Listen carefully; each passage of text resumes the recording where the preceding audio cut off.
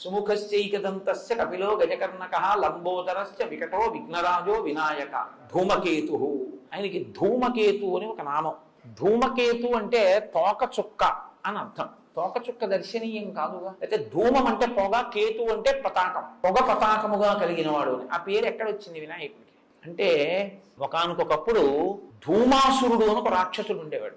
ఆయన ఏమిటంటే విషపు వాయువుల్ని అందరి మీదకి పంపి చంపుతూ ఉండేవాడు. ఆయనకు అదో శక్తి. ఆయన గురించి ఎందుకంటే ఇప్పుడు మనం పాయిజనస్ గ్యాసులు విడిచిపెట్టుకోవట్లేదు కాబట్టి ఆయన అలా చంపుతూ ఉండేవాడు. ఒకానొకప్పుడు ఆయనకి జ్యోతిష్కులు ఒక మాట చెప్పారు, నిన్ను చంపేవాడు పక్క రాజ్యపు రాజుగారి భార్య కడుపున పుడుతున్నాడు. ఈయన రాక్షసుల్ని పంపించాడు ఆ రాణిగారిని చంపేమని. గూఢచారకుడికి వెళ్ళేటప్పటికి పాపం ఆ రాజు రాణి ఏకశయ్యాగతులై ఉన్నారు. వాళ్ళని చూస్తే జాలేసింది ఆయనకి. చాలా అమాయకంగా ఉంది ఆవిడ, గర్భిణి.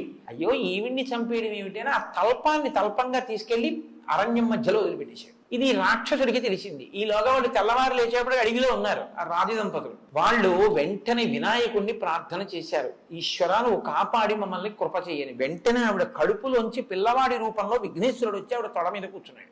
ఈ రాక్షసుడు ధూమాసురుడు వాళ్ళిద్దరిని చంపలేదు గూఢచారం తెలుసుకుని చంపుదామని అడవి మధ్యలోకి వెళ్ళాడు. వెళ్ళి ఆ విషపు గాలిని తన అస్త్రంగా ప్రయోగించాడు. వినాయకుడు అలాగే కూర్చుని అదంతా తను పుచ్చేసుకుని మళ్ళీ కొత్తగా అస్త్రం ఎందుకు ప్రయోగించడం అని ఈ పుచ్చుకున్న విషపు గాలిని తిరిగి ఆయన మీదకి ప్రయోగించాడు. ఆయన తిరిగి ప్రయోగిస్తే ఆ రాక్షసుడు మరణించాడు. కాబట్టి ధూమమును కేతముగా అంటే తన యొక్క జెండాగా కలిగి ధూమాసురుణ్ణి చంపినవాడు కాబట్టి ధూమకేతు.